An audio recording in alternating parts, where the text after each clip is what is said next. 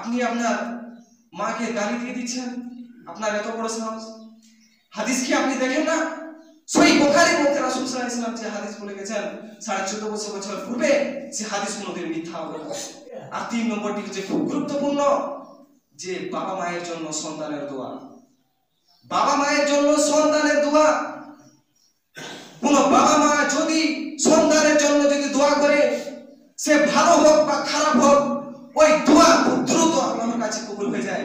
এমনকি রাসূল সাল্লাল্লাহু আলাইহি সাল্লাম উদাহরণস্বরূপের মধ্যে বলছেন যে যখন আপনারা এই চুলার মধ্যে যখন কাঠ জ্বালান, যখন জ্বলতে থাকে, এই জ্বলতে জ্বলতে যে দেখবেন যে হঠাৎ একটি আগুন ছিটকে চলে গেল, তো ওই যে কাঠের আগুনটা জ্বলতে জ্বলতে যে দূরে যে ছিটকে চলে গেল, এইরকম যেমন ছিটকে চলে গেল, এরকম বাবা মায়ের দোয়া ছিটকে আল্লাহ রাব্বুল আলামিনের কাছে দোয়া কবুল হয়ে যায়। সম্মানিত উপস্থিতি, কি দিয়ে আমি আপনাদেরকে বুঝাই? তারপরেও আপনি বাবা মায়ের উপরে এত অত্যাচার, তারপরেও আপনি বাবা মায়ের উপরে এত অত্যাচার, তারপর দেখে কথা বলছেন। আপনি আপনার মাকে গালি দিয়ে দিচ্ছেন, আপনার এত বড় সাহস। হাদিস কি আপনি দেখেন না? সহিহ বুখারীর মধ্যে রাসূল সাল্লাল্লাহু আলাইহি ওয়াসাল্লাম যে হাদিস বলে গেছেন 14.5 বছর পূর্বে, সে হাদিস কোনোদিন মিথ্যা হবে না। রাসূল সাল্লাল্লাহু আলাইহি ওয়াসাল্লাম যেভাবে হাদিস বলে গেছেন, সে হাদিস কোনোদিন মিথ্যা হবে না।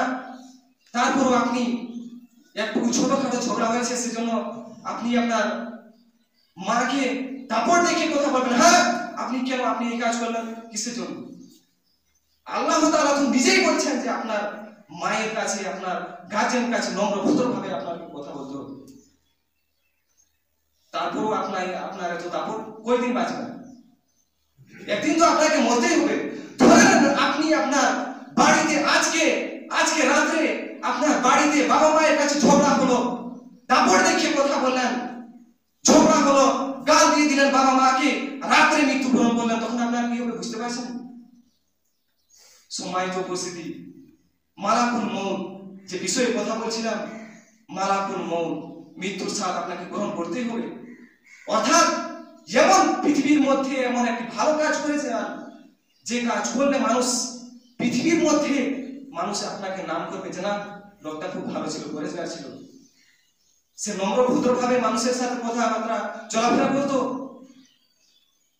যেমন কোন ভালো কাজ করে যান, যে কাজ আপনার মরা যাওয়ার পরেও মানুষ আপনাকে নাম করবে, সেটি হতে পারে আপনার সাদকায়ে জারিয়া হিসাবে আপনার নেকি এড হবে।